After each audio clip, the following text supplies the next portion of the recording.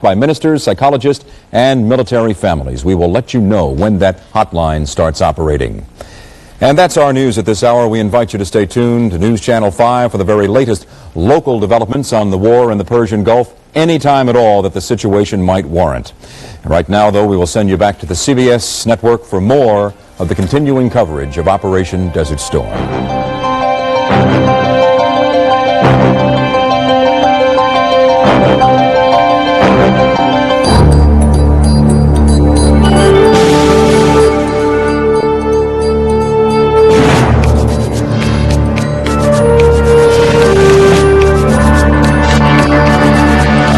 You are watching CBS News' continuing coverage of Showdown in the Gulf. From CBS News headquarters in New York, here is Dan Rather.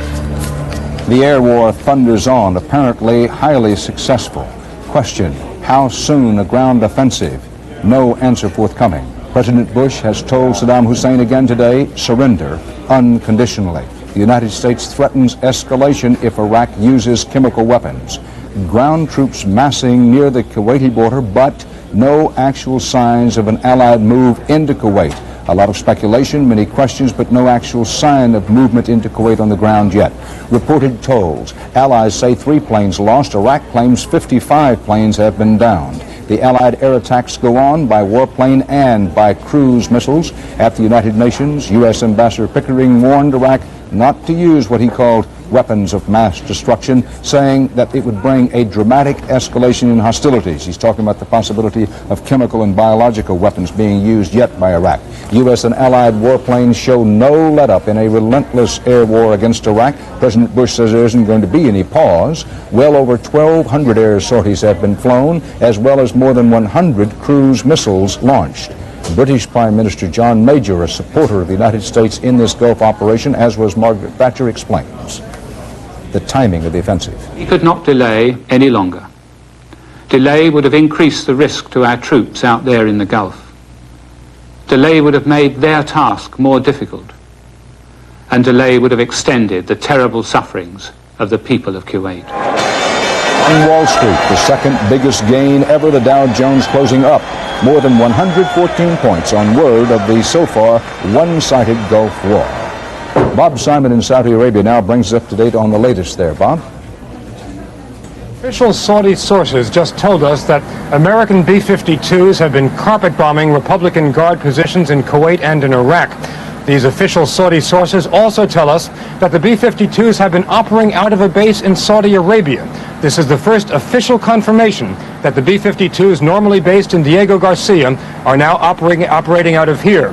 They say that the B-52s will be flying again tonight, that they're part of a very varied menu of airstrikes tonight, including strikes by the Royal Saudi Air Force against positions in Kuwait and in Iraq. Intelligence sources are also telling us that there have been massive Iraqi defections in Kuwait, that Iraqi soldiers have been knocking on the doors of homes of civilians in Kuwait City and asking for asylum.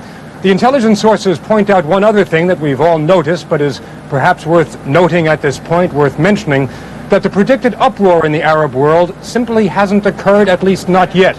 That Egypt and Syria have been quiet, North Africa has been quiet, and more worthy of note, Jordan, with its Palestinian majority, has been quiet.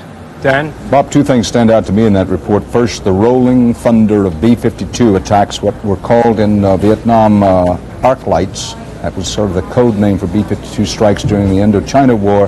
The B-52 strikes have now started carpet bombing against the so-called elite guard. If they're hitting their targets, among the elite guard, the casualties have to be, by definition, very high indeed. The second is that the B-52s, you think, Bob Simon, some of them are now based in Saudi Arabia. We know early on in August and September the Saudis were asked for permission to base B-52s in Saudi Arabia. The Saudi king at that time said, well, no, at least no, not now. A few weeks ago, you, Bob Simon, reported that the Saudis had been asked again. We never could confirm what their answer was, but apparently their answer was yes. Those B-52s apparently are based near Jeddah, which is over on the Red Sea in Saudi Arabia, and are now beginning to carpet bomb what Saddam Hussein himself has called some of his best troops. Jim Stewart is at the Pentagon with what's going on there. Jim? And as Bob said, it's a varied menu that the Iraqi forces are receiving tonight in terms of air power. The B-52s did some carpet bombing, as he pointed out. The Republican Guard essentially were the targets. Their command and control posts were essentially the target, I should say, and not the forces in the open. Now, that was just part of the menu. F-117, Tomahawk missiles, in effect a mirror image of what hit the Iraqis in the first strike. This is going to continue for some time, the Pentagon says. This is not going to end anytime soon. In fact, if there was any indication from the Pentagon at all today about a land attack, it's that it may not come quite as soon as some people think, that the air strikes will continue into the near future. Now, one thing that the Pentagon is going to release tomorrow, I think that would be of great interest, are the gun camera film that was taken by the pilots when they made their attack runs. You may recall, Dan, in 1985 when the Navy launched its attack against Libya, Colonel Muammar Gaddafi, that the Navy released some rather dramatic tape there. Other tape, however, will be longer in coming. I think we should be aware that there are pools that are covering this war for the news media, and all of those pool materials will be fed through censors in Tehran and Riyadh, so it may be some time before the public actually sees this heavy damage that's being inflicted by the air forces. You make 2 points, both of them good. Your information is the B-52 strikes against the Iraqi Republican Guard, that those strikes, they've tried to center them on command and control centers and not on the troop concentrations themselves. Why would they be doing that? Well, Dan, it's hard to pinpoint bombing, as you well know, with the B-52. These B-52s apparently came from Diego Garcia. They're going after the command and control because that's the way you cut off the head of any effort to consolidate that force and put it into position down on the border. We're led to believe that this will continue tomorrow, another dose, both directed at the Republican Guards in northern Kuwait and at the forces closer to that border in Saudi Arabia that American land combat troops would first face if they go into battle. Thanks, Jim Stewart at the Pentagon. Now, information comes in spurts, sometimes fast and furiously. You heard Bob Simon say that he believes that B-52s are now based in Saudi Arabia. Then you heard Jim Stewart say that the most recent B-52 raids are believed to have come from Diego Garcia. Two different things here. The biggest B-52 base in the area, and in fact until recently the only B-52 base in the general area, was at Diego Garcia, a small island in the Indian Ocean way outside the Persian Gulf. These B-52s, of course, are capable of air-to-air refueling, and so the main B-52 strikes could be expected to be coming from Diego Garcia, but the earlier information that Bob Simon passed along, they now have the capability, apparently, of flying out of the big air base near Jeddah inside Saudi Arabia itself, and that means more B-52 strikes in a shorter period of time are possible if U.S. commanders order such. Bob Schieffer is with retired U.S. Marine General George Christ, our CBS News consultant, who until not too long ago commanded U.S. forces in the Persian Gulf. Bob, yours and General Christ's assessment of the first 24 hours of the Persian Gulf War. It began in the middle of the Saudi night from dozens of airstrips across the Arabian desert. And this was only a part of it. Just minutes after the first of hundreds of planes from 5 nations were in the air and headed toward Iraq, aboard ships in the Gulf, Tomahawk missiles were also being ready. The Tomahawks arrived first, and when newsmen sighted them exploding on the outskirts of Baghdad, the White House confirmed the liberation of Kuwait had begun. In Washington, a somber president said he had hoped to the last to avoid war. Have no choice but to drive Saddam from Kuwait by force. We will not fail.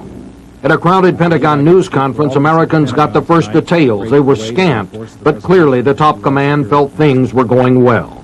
This portion of the campaign, directed against Saddam Hussein's offensive military force, is an enormously complex undertaking. It involves all of the services of the United States military and hundreds of U.S. and Allied aircraft.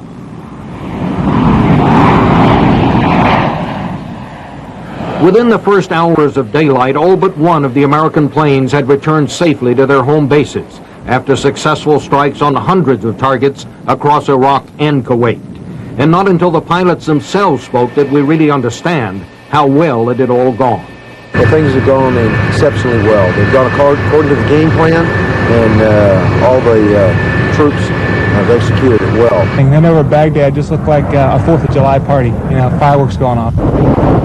Except for an artillery attack on a Japanese-operated oil refinery near the Saudi border, Iraqi forces had put up almost no defense. But in Baghdad, Saddam Hussein continued to bluster, saying the mother of all battles had only begun. But even as he continued to posture, there was no question the attacks had been devastating, and new waves of American planes were already launching another attack, as ground forces were preparing for what they were calling their turn. How do you feel about hearing that the aerial bombardment was a success so far? Well, it cuts down on the competition, and it might just make our job just a little bit more easier. Yeah, I'm ready to do what it's called to do, or whatever it may be. Key is getting home. No keys. Dan, one general said today we're going to wage war 24 hours a day. That is the first 24 hours. And General George Christ, those ground troops are saying it's their turn now. All signs point to this conclusion. They're going to get their turn. They're going to get their turn. Bob, is to paraphrase Stonewall Jackson, grab a hold of him like an old dog and don't let go until he quits. How will the ground attack start, General? The ground attacks are going to start after this air campaign is done, after they're softened up and the ground commanders think that they've got a good chance to go in there and break them up without taking a lot of casualties. General George Christ. Dan? Bob, General Chris, let me ask you that you've heard David Martin and Jim Stewart of the Pentagon, who are constantly trolling their sources, say that every indication is that the ground offensive, if there is to be one, if there must be one, is probably still some time away. But I gather, General Chris, from what you say, that you wouldn't be surprised to see the timetable moved up and to see it happen reasonably soon. Dan, the forces are already beginning to move up on the border, and they're massing. They have to get into position, of course, but once in position and once they're ready to go, then it becomes a function of how much damage can they do up here so that we can go in there and take this thing with minimum, I don't mean no, but less casualties than we might have to take if they weren't being hit. And that, I think, hinges on the time. Thank you, General Chris, and I'm thinking about some of the marvelous American fighting men and women we've met in Saudi Arabia recently. General Walter Boomer, who commands the Marines, General Barry McCaffrey, who commands the Army, Colonel Gwen Pope with the 2-4 Cav of the Army, and Colonel Jim Mattis, a Marine colonel with a ground combat unit. All of those men now feeling that their hour of trial and danger is drawing nearer, because they are the men, among many others, who will be leading the ground offensive once the good-to-go order comes down. Joining us now is Mohammed Abu Hassan, the Kuwaiti ambassador to the United Nations. Thank you for being with us, Mr. Ambassador. Thank you. Do you expect the ground offensive to come soon, let's say within the next 24 to 48 hours, or you think it will take longer? Well, I hope really that the ground operation does not take place at all. I hope that all what the Iraqi leaders has received is enough for him to capitulate if he wants to save the remaining of his army, whether in personnel or in machinery. But if it needs to come, definitely, I mean, it should be in a stage where the least casualties should be inflicted.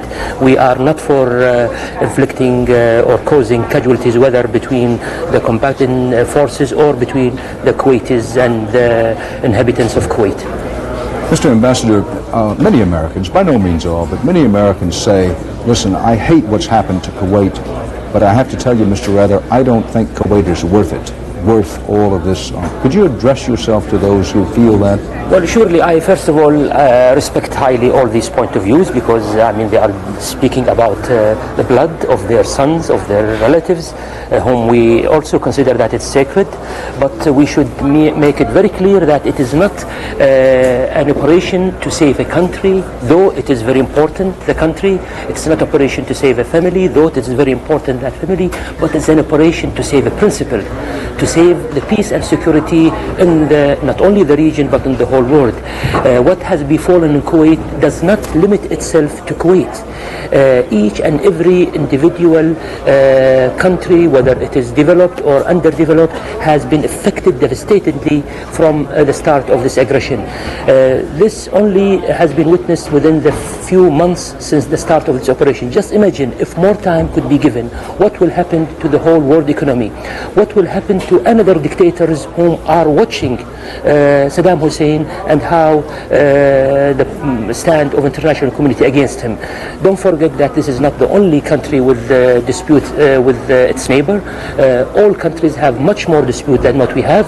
If using force to conquer your peaceful nation, a small nation, will be a law, then I doubt that there will be any more security in the whole world. Therefore, the answer is that what these fine people are fighting for, they are not fighting for a single case, they are fighting for the whole peace and security in the world. Mr. Ambassador, we have only a few seconds left here, but long range, isn't it or is it probable that Iran and or Syria will pose at least as great a threat to the area around the Persian Gulf as Saddam Hussein has? Well, I differ from this conclusion. It seems to me this operation will give a lesson not only to the Iraqis but to the whole region, that here we are, a new political order has been embarked on. Security Council came up with a new sense of determination to frame any kind of ambition for any dictator or for any unlawful acts. This operation will go beyond peace and security on Kuwait. It will go for peace and security in the whole region. I hope that it will be the last violation of international peace and security which this century will witness. Mr. Ambassador, Kuwait's ambassador to the United Nations, thank you very much for being with us. Thank you. Good luck.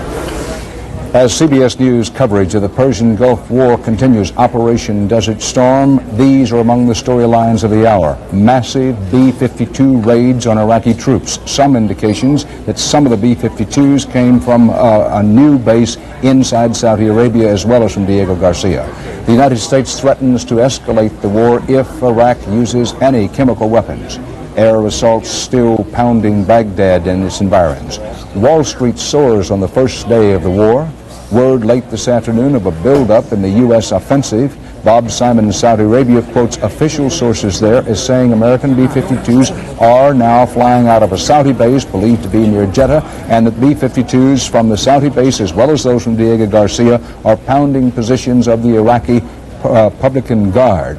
Those were considered Saddam Hussein's elite troops. And if the B-52s are hitting their targets with those elite troops inside Iraq, it is reasonable, by any reasonable analysis, the casualties among the Iraqi troops, we're not talking about civilian targets now, could be expected to be extremely high. From the Pentagon, CBS News reporter Jim Stewart says the B-52s are still flying out from Diego Garcia in the Indian Ocean, as well as apparently from inside to Saudi Arabia, and are hitting the Iraqi command control centers. That's where the bombs are supposed to be concentrated.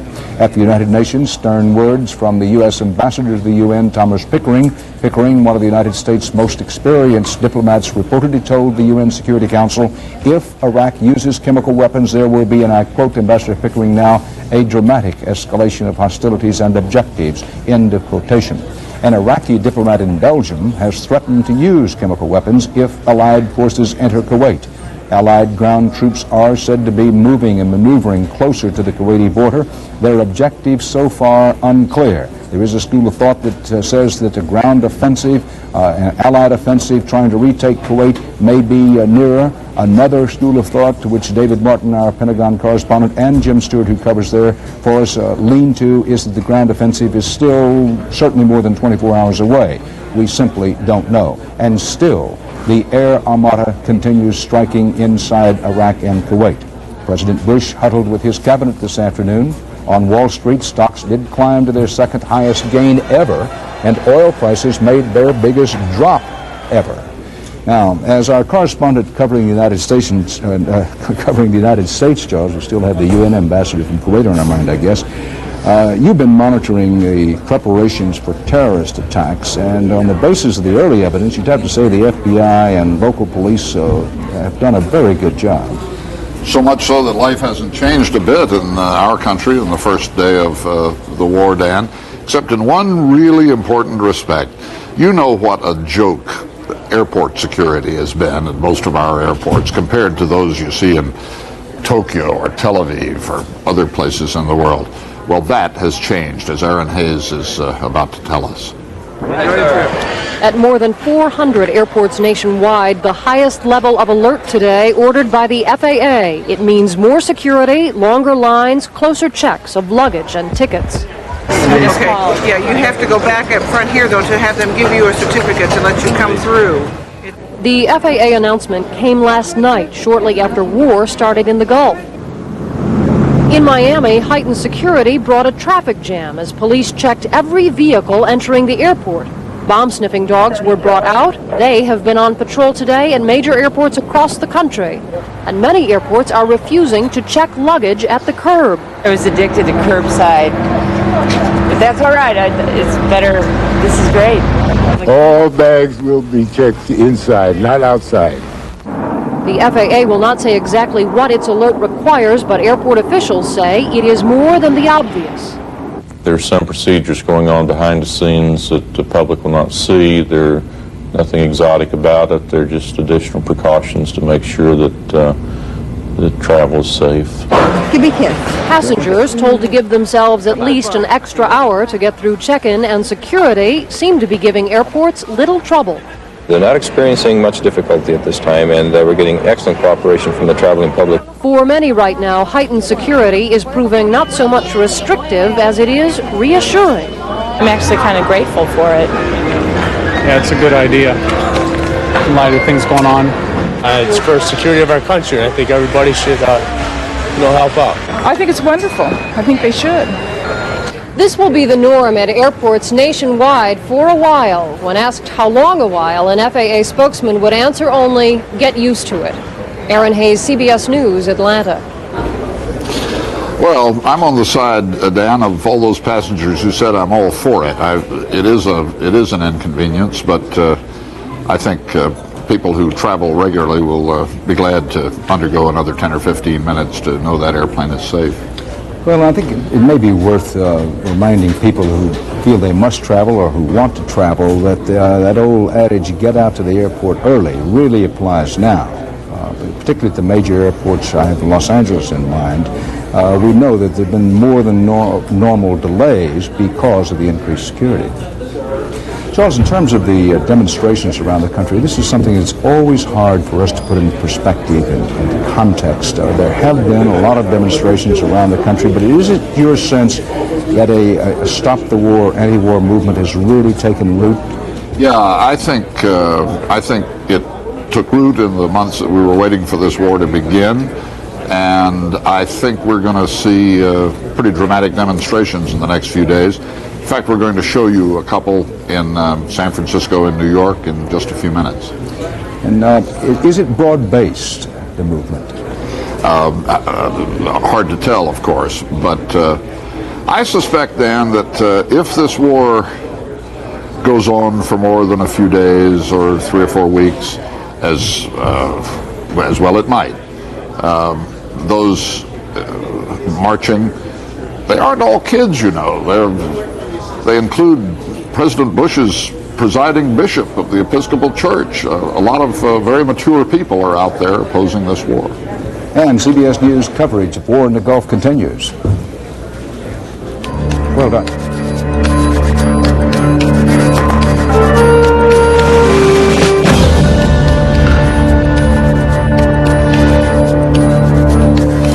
At CBS News headquarters in New York, among the headlines of the hour, the airstrikes continue unabated, relentless hour after the tremendous airstrikes of the nighttime hours in Iraq and in Kuwait during the daylight hours, when some thought Saddam Hussein's Air Force might get up to challenge. There was that theory that the Iraqis didn't have the equipment to fight at night, but they certainly would fight in the day. It hasn't materialized. While there have been some dogfights, details of which we do not know, by and large, the U.S. and Allied Air Armada has been largely unopposed in the air. The Iraqis claim to have downed 55 aircraft. The Allies scoff at that. The Allies have only confirmed 3 of their planes going down. One U.S. F-18 Hornet, the pilot believed killed, a Navy pilot. 2 pilots bailed out of a British Tornado, their fate unknown. One Kuwaiti pilot attacking Iraqi targets inside Kuwait. His plane was shot down. Those are the only 3 that have been confirmed. Joining us now here at CBS News headquarters in New York, our old friend and one of the world's best-known authors, David Halberstam, who won a Pulitzer Prize for his coverage in Vietnam and wrote one of the best, if not the best, books about the Vietnam War called The Best and the Brightest. David, thanks for being with us. Let's talk about some of the similarities and differences between what's happening in the Persian Gulf in these hours and what happened in the green jungle hell that was Vietnam. Well, I think the first thing is obviously that the high technology of the American air power is much more applicable here. There are targets, and obviously there's a quantum leap in the sophistication of those weapons. The cruise missiles we saw, that's a devastating thing, but the underlying problem in the long run, we're in the euphoria stage now, will be the politics of the region, and even if we win, the definition of what is winning, or even if we conquer, so to speak, Iraq, what then do we do, and what in an area of very angry Islamic nationalism, bitter and enraged, divided, what will that mean to us as a Western power? Will we be impaled in an ongoing, long, hemorrhaging adversarial relationship? I think that's a great question that's really before us. That's maybe the most important question, is the politics after the war. David, one of the things that you helped to remind a generation of journalists was the necessity of skepticism about war, and particularly early war reports. And there was some Frenchman who said, everyone, when there's war in the air, learns to live in a new element, falsehood. Is there any reason, do you see any reason not to believe the highly positive reports coming out about the success of the air war? No, I think the early reports are probably quite accurate. It's very controlled, and I think it's a moment when the Defense Department wants to control it, and I think it's a moment when it can control it. I don't think it can control quite so successfully once you get into the ground fighting, but I don't doubt those reports. I have a sense that it's all going to be more complicated and messy on the ground in general, and that the political reverberations. I mean, one of the things about the Middle East is even when you win, you don't win. I mean, Israel has won and won and won, but victory does not bring peace. And that is something that is very much in front of us. I want to pick up on that point. One of your lesser-known books, one of the early books, was called The Making of a Quagmire, about Vietnam.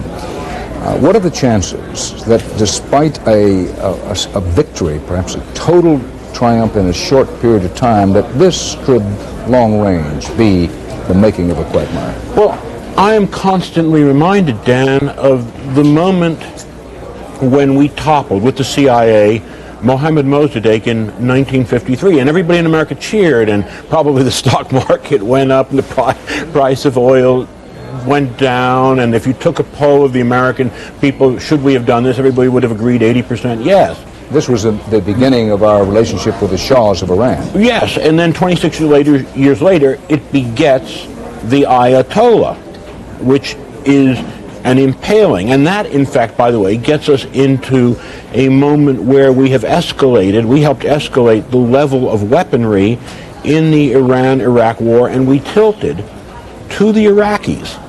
And probably, in retrospect, we tilted wrong. I mean, the Ayatollah, for all the evil about him, was a man who wanted to take his country back into the 14th century, and Saddam Hussein was a man who, equally unattractive, wanted to take his country into the 21st century. And so we, I think, got blinded. I mean, I think events tend to be very complicated and not at all what we think in those early battle reports. I think there's that sort of Western need for immediacy that isn't reflected by long-range events there. Interesting point. We tend to look for, yearn for, and applaud the quote, the early knockout. Well, we want a Super Bowl score. And it's not going to be like that. And I think that's a part of the world, the shattered remains of the Ottoman Empire, where there's all kinds of seething anger, desire for dignity, country against country, region. Israel is obviously a particularly vulnerable point, and I'm not sure that this military action, is going to bring us long-range peace and long-range tranquility. I think this is just a beginning, even militarily. David, we have only a few seconds left, but men in combat, you've been with them. What do they think about? What do they really think about when they're alone? Well, I think they're scared, and I think their loyalty is to each other. I thought it was very interesting, the shots of the fighter pilots. I mean, there is loyalty to unit. You and I alone, the rest of the world seems far behind other than images of your family. I think there's I think that's why the British were always so good. Loyalty to the regiment.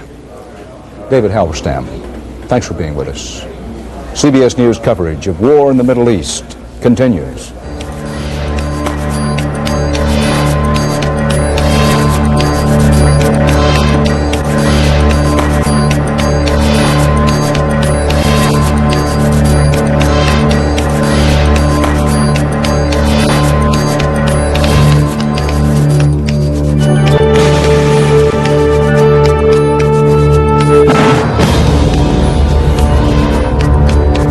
The Allied air war against Iraqi forces on the basis of all available evidence, stunningly successful thus far. Here are other headlines in our ongoing coverage of the Gulf combat. U.S. B-52s reportedly carpet bombing Iraqi troops now. Saudi Arabia calls offensive a stunning military achievement. The United States vows escalation if Iraq uses chemical weapons. France's military chief says Iraqi Air Force essentially put out of action. Correspondent Bob Simon, quoting Saudi sources, reports now that B-52s are blasting positions in Kuwait, the positions of Saddam Hussein's most elite troops, the so-called Republican Guard. These sources tell our Bob Simon that some of the B-52s are flying out of Saudi Arabian bases. Jim Stewart at the Pentagon says other B-52s are still, as expected, operating from the big island base of Diego Garcia, hitting Iraq's command control positions. Apparently, the B-52s from Saudi Arabia are hitting positions in Kuwait, the ones from Diego Garcia hitting positions in Iraq. That at least seems to be what's happening. Still, other U.S. and Allied warplanes were taking no time off in their round-the-clock pounding of other targets. Allied ground forces are very near the Kuwaiti border tonight. They've moved up nearer that border, but still no sign when or if they will actually launch a ground offensive. There are a lot of guesses, a lot of speculation, but nobody actually knows. There were pro-Iraq protests in many places in the Arab world, including one rather large one outside the Iraqi embassy in Algiers. There is a good deal of support for the U.S. policy in the Arab world. In this country, pro-peace demonstrations in a number of cities, including Washington, D.C., Boston, and here in New York City. And on Wall Street today, the second biggest Dow Jones increase ever, up more than 114 points on news from the war. Oil prices tumbled downward. That's one of the reasons that the stock prices are going up. Now, CBS News reporter Randall Pinkston is at the White House and brings us up to date on what's happening there. Randall? Dan, there are several signals coming out of the White House today. On the one hand, President Bush is quite pleased with the progress of Operation Desert Storm, pleased with the fact that the targets are being hit, and with a relatively low loss, low level of casualties on the part of American forces. The other signal that he's sending out is that Americans should not go into a mood of euphoria, because there's still a long way to go. Our ground forces have not yet confronted Iraq's ground forces. When and if that happens, of course, assuming that Saddam Hussein does not surrender, we could be in for some very heavy casualties.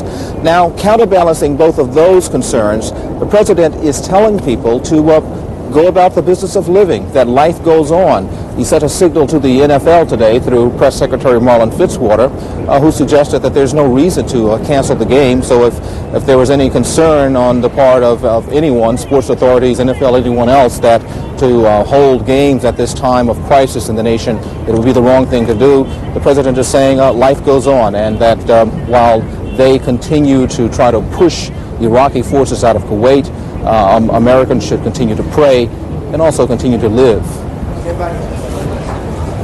Randall Pinkston covering for us at the White House now. We have Randall Pinkston there. We have Leslie Stoll there and Wyatt Andrews there as part of our blanket coverage, our effort to be a steady, reliable, dependable source of information for you on what's happening in the war, but we want to pause again, as we have throughout our coverage of what is now a war going into its second day, to gently remind you what we all know and are aware of.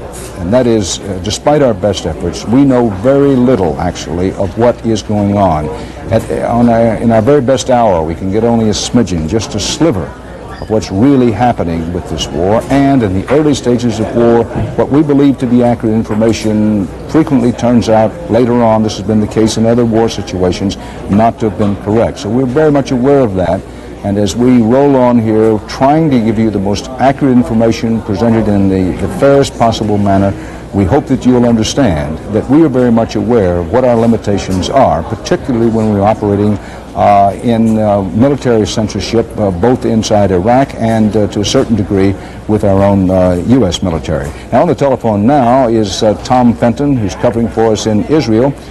Tom, the Israelis, as you pointed out, are relieved and also very, very proud, but somewhat surprised about how effective the U.S.-led air war has turned out to be. Indeed, the Israeli pilots, who are real hotshots, felt that they perhaps could do the job better than anyone else in the world, but tonight they seem to be ceding the first place to the United States. They're unstinted in their praise, as is the average Israeli on the street. But the problems are not over for this country. Israel still braced tonight for a possible Iraqi missile attack. Dan Shamran, the chief of staff, said tonight that Iraqi missiles that aimed at Israel have been damaged by the raids, but not entirely eliminated. And Shamran says some of the launchers, mainly the mobile ones, are still operational. And in addition, most of Iraq's warplanes have survived the air attacks and are still in underground hangars. So Israel remains under emergency regulations tonight, and except for essential workers, the population has been ordered to remain at home with gas masks at the ready. And Tel Aviv, which is normally a bustling town, looks like a ghost town tonight. Dan? Tom Fenton in Israel.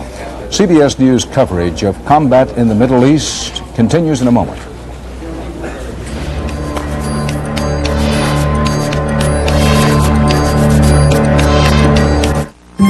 A little cheddar makes plain chili taste better.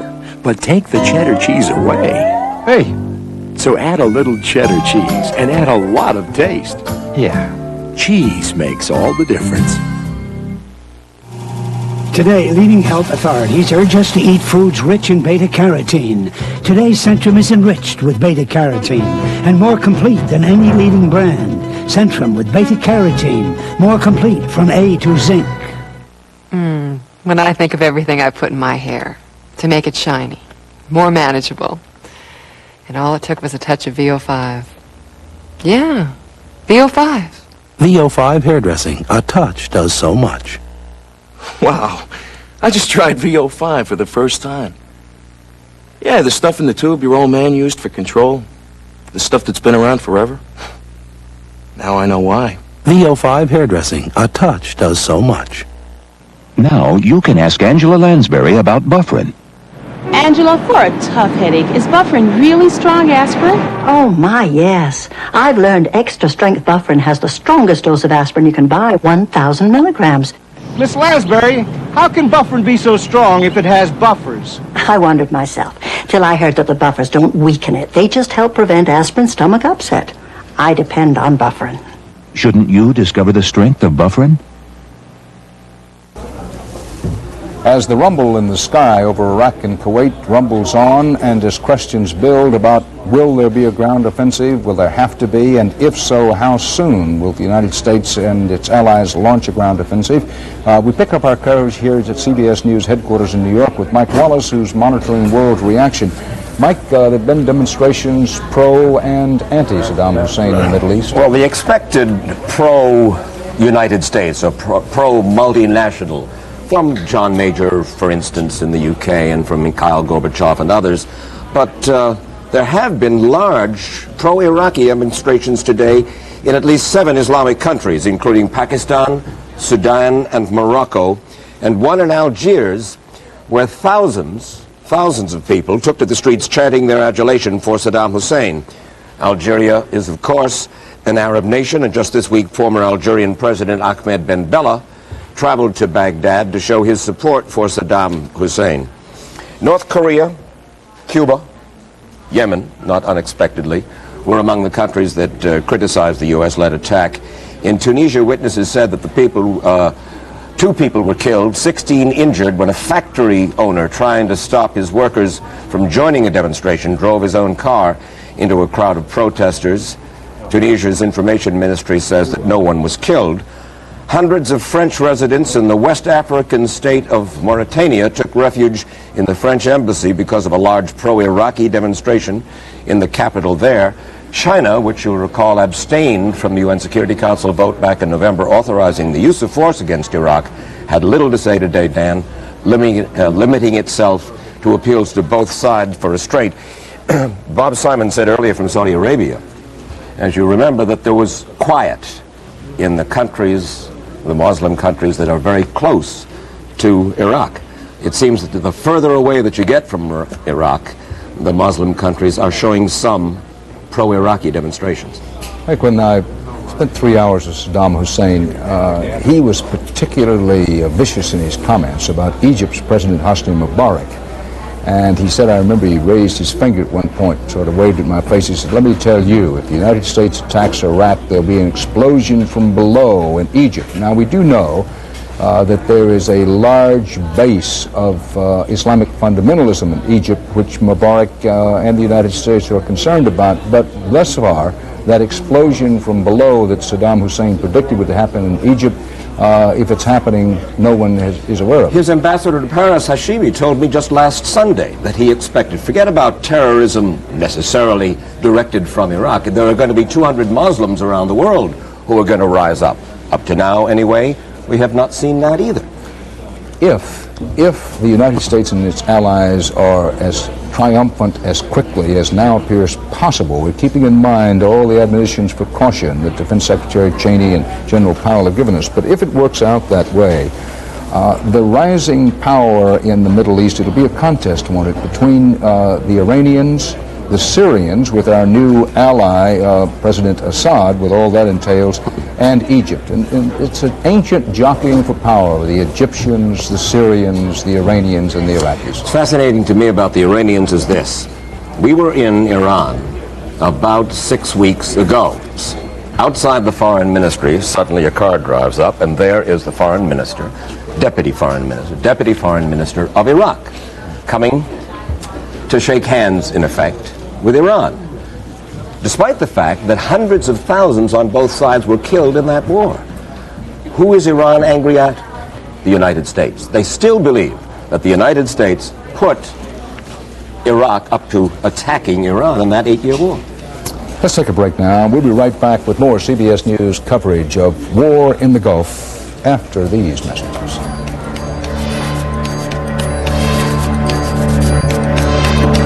The Quaker Man brings a delicious surprise. Surprise! Quaker Oat Squares. You're going to love them from square one. Surprise! Love that crunch. Surprise! Love the toasty taste. Love the touch of brown sugar. Surprise! Last one in the bowl, and it's still crunching. I love it.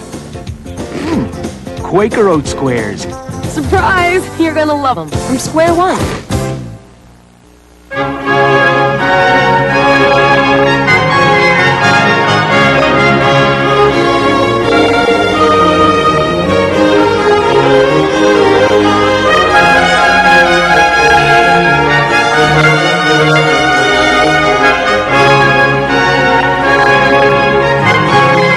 When 4 slender, no-fat calories taste like butter, it's got to be Molly. They destroyed everything he had, everything he was. Now crime has a new enemy, and justice has a new face. Who is Darkman? Find out February 14th at your local video store. LensCrafters made me these wonderful top-quality glasses and got me back on track in about an hour. LensCrafters puts the whole lab right in the store to custom craft your top-quality glasses in about an hour. Call LensCrafters at 1-800-522-LENS. As the quarter mark of another hour, that is the 45-minute mark, nears, We're going to review the headlines of the hour. They include B-52s reportedly pounding Iraqi positions inside Iraq and in Kuwait. Iraq remains defiant, Saddam Hussein threatening more attacks. The U.S. offensive goes on. American B-52 bombers are now said to be bombing the elite Iraqi Republican Guard. Correspondent Bob Simon in Saudi Arabia says the planes are taking off and landing at various bases now, the B-52s. That's the first confirmation of B-52s flying from someplace other than the American base at Diego Garcia. Journalists have been cautioned by the Pentagon and requested by the Pentagon not to talk too much about where the B-52s are coming from. There's word of Iraqi defections inside Kuwait. Intelligence sources tell Bob Simon that soldiers are knocking on doors asking for asylum inside Kuwait. A cautionary note, sometimes those kinds of reports are spread as a way of getting propaganda around and trying to build some momentum for defections. We actually don't know for certain what's happening inside Kuwait. An Iraqi envoy vows Israel will be attacked, saying, quote, the decision has been taken, unquote. The Israelis are warning their citizens not to get too blasé, not to take too much for granted. The Israelis are quietly passing the word that, after all, the Iraqis may still have chemical weapons launching capabilities on mobile units. Their fixed positions have been hard hit by the airstrikes, but they still may have chemical weapons launchers mobile moving around the Iraqi countryside, and the Israelis are still somewhat worried about that. Allied troops are moving closer to the Kuwaiti border as air bombings go on. U.S. ships have fired scores of cruise missiles, the Tomahawk missiles, such as this one taking off in a night raid, but as daylight came to that part of the world, even more of the Tomahawks were fired. Pentagon correspondent David Martin reports more countries, more sorties have been completed, both by the Tomahawks. This is what a Tomahawk looks like as it takes off from one of those big ships such as the Missouri or the Wisconsin. At last count, over 1,200 missions had been flown by warplanes over Iraq and Kuwait. That does not count, apparently, the cruise missile firings. Allied officials say 3 of their planes have been lost. 1 American naval pilot killed, an F-18 was shot down. Iraq says it has downed 55 planes. The war sent Wall Street spinning. Stocks took off, posting their second highest single-day gain ever, the biggest gain since the 1987 crash. Now, Bill Plant is at the State Department. Bill, as we continue to hear these reports and contemplate these reports, the administration toughens up its talk. For example, today they made a point of saying to Saddam Hussein that he can surrender, but nothing short of surrender is going to do. That's right, Dan. The political message is as tough as the military message, it turns out today. Yesterday, there was a little bit of a window before the war started, but after the deadline, the administration somewhat reluctantly was admitting that if Saddam happened to call and say, well, wait a minute, let's talk this over, or maybe I'll start pulling troops out, that they wouldn't have had much choice but to listen, and they might have had to delay the military option. Well, today there was no mistaking it. The tone out of the State Department briefing today was a very much of a no compromise, no quarter situation, as articulated by State Department spokesperson Margaret Tutwiler. Nothing that anyone has done has made a difference to Saddam Hussein. And I have stated what the president's objectives are, what our policy is. The Secretary of Defense gave a press conference this morning and very clearly stated what his mandate is from the president. And I have said basically the exact same thing. So unless he does that, you won't talk. Right. What's there to talk about? The rules. I said the talk is over. And that's the point. I guess that the Iraqis are supposed to take from that, Dan, the notion that they can't end this heavy bombardment by talking to the United States. If they did, they could contact, if they wanted to talk to us, they could contact one of their 4 remaining diplomats here in Washington, who presumably would pass on a message to the State Department. But nobody expects that anytime soon. And the message from the administration plainly is, we're not going to let you off the hook. Thanks, Bill. Bill Plant at the State Department. One of the continuing stories as we move into the second day of this war, one of the question marks is why there has been such a paucity of resistance from the Iraqis. The indications, not just from official sources, but from all available sources, are that while the Iraqis may indeed have fought more, may have downed more aircraft than has been officially reported, that they really have not, in the air or anyplace else, put up the kind of fight thus far that had been threatened and promised by Saddam Hussein.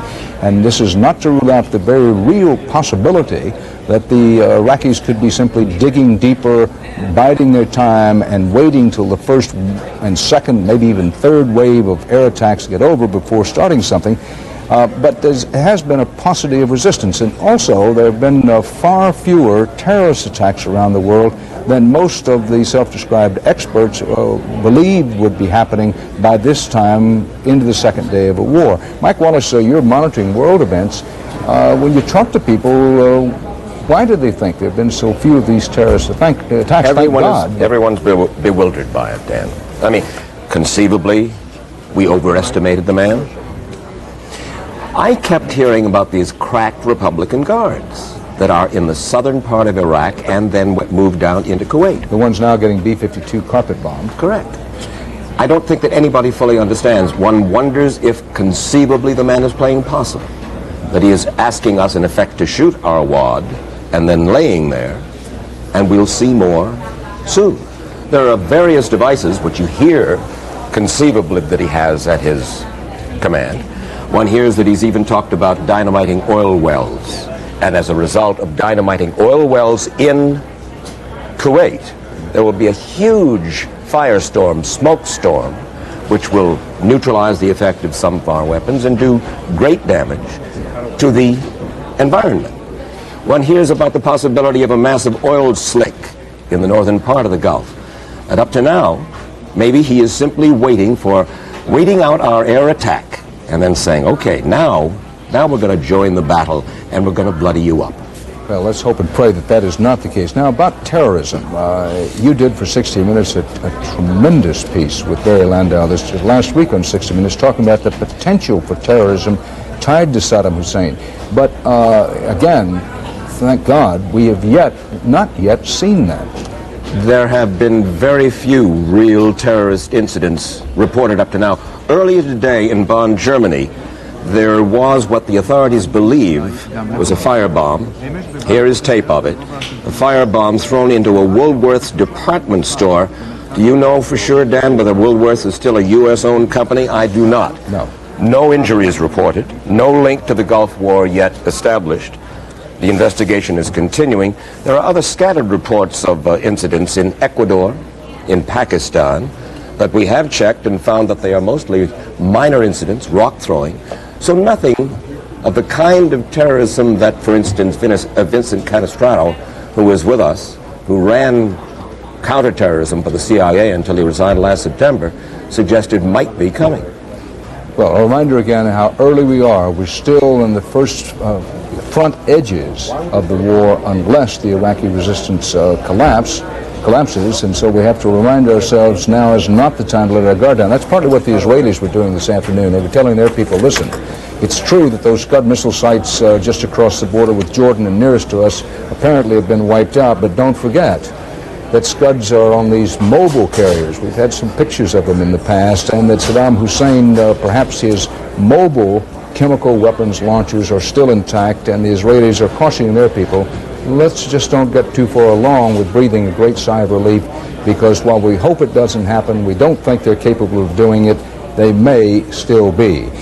Storyline of the hour, the air war continues unabated, unrelenting. President Bush has made it clear that there will be no pause in the air war, that it will just keep coming unless Saddam Hussein gets out of Kuwait. Land forces, U.S.-led land forces, are maneuvering ever closer to the Kuwaiti border.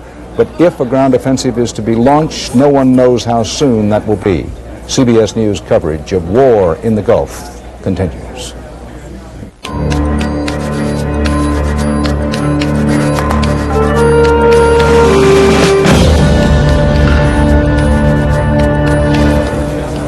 All around the USA, various hospitals and trauma units are preparing for the return of the war's wounded. Everyone hopes and prays that there will be very, very few casualties, but no one's counting on that. WCBS TV's correspondent Vic Miles checked to see if they are ready.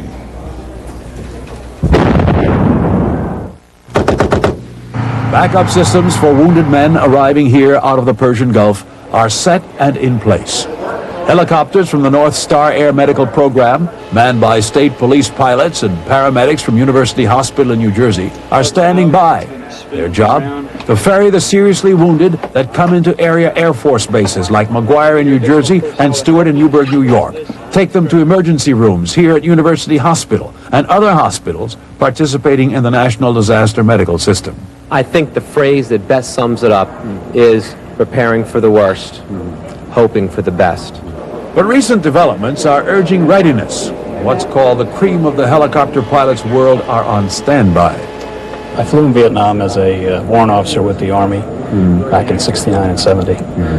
And part of the duties then were to evacuate medical patients that were obviously incurred on the battlefield.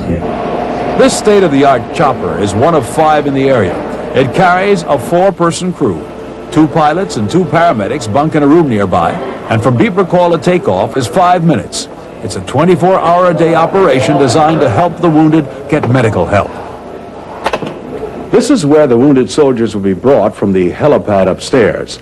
Ironically, with crime playing the role it does in our major cities, gunshot and battlefield-type wounds are not uncommon to the crew in this room. Unfortunately, in urban environments, we see a lot of very, very major injuries, gunshot wounds. In fact, we're really at a war in our cities. Also online, again in the event it's necessary, are the veterans' hospitals. Nationwide, there are 172 of them, with some 70,000 beds. 9,000 of them available immediately, 25,000 more within a month. All of this part of a layered system designed for any catastrophe. The system has been in place since about 1984 that can handle this type of a system. This medical battlefield backup, the ability to ferry and attend to casualties delivered here from the front, is in gear and ready. All the while, they're hoping their service won't be necessary. Vic Miles, Channel 2 News. Joining us now here in New York is Dr. John Lydon, a surgeon, former Vietnam medic who was awarded the Bronze Star for valor and for his work during the terrible Tet Offensive. Doctor, thank you for being with us. There is talk of the ground offensive starting sooner or later. The belief runs strong, everyone hopes it won't be the case, belief runs strong that eventually U.S.-led troops are going to have to walk in and retake Kuwait, and that will mean casualties. What kind of wounds, what kind of casualties are doctors and medics in the area going to see if and when that happens? The medics and the doctors will be prepared to see high explosive round injuries. It won't be so much gunshot wounds as it will be fragmentation devices, high explosive artillery rounds, tank rounds, things of that sort, more than gunshot wounds that you would get in close-on combat. And how will this differ, or will it differ, from what you and other physicians saw in Vietnam? It will differ in that the rounds will be stronger. They'll have more wounding capability. The energy will be higher. Hopefully the means of evacuation will be secure, and therefore by helicopter or ambulance one can move people to MASH units and or hospital ships rapidly. It was said during the Vietnam War that if you got hit, you were no more than 15 minutes from first-class medical help. Will that be the case in this theater at this time? Assuming that they control the air and assuming the choppers can get in and get out, yes. If the helicopters are compromised or grounded by storm or rain, it could take more time.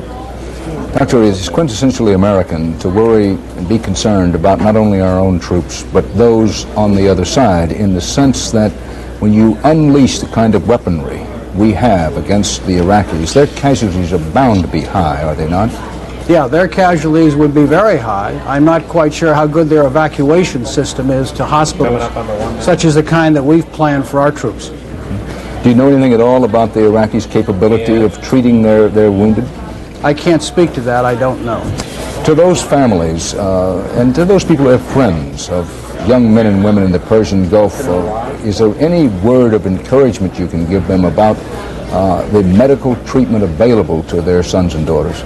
I would say that this has been a priority item for the Pentagon from day one, and they know how important it is to the morale of the troops to provide good medical backup. Therefore, all efforts possible have been provided to reassure the troops and secondarily the families that we'll do everything we can to handle the casualties as expeditiously as possible and hence cut down on the loss of life. Thank you very much, Dr. John Leyden, decorated veteran of the Vietnam War. Thanks for being with us. CBS News coverage of the current war in the Persian Gulf continues. This is CBS. Dear Mom, you always said I'm your favorite.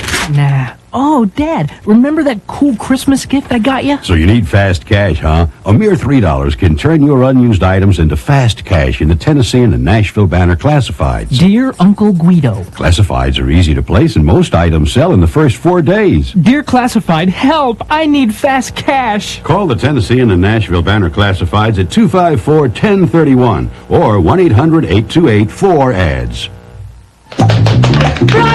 Critics are applauding Green Card as the perfect love story. It's a bouncy, refreshing comedy, proclaims Us Magazine. An irresistible romance raves sneak previews. And winner of 3 Golden Globe nominations, including Best Performance by an Actress, Best Performance by an Actor, and Best Motion Picture, Comedy or Musical. Don't miss the most irresistible romantic comedy of the year. Green Card, from the director of Dead Poets Society. Rated PG-13. Starts tomorrow.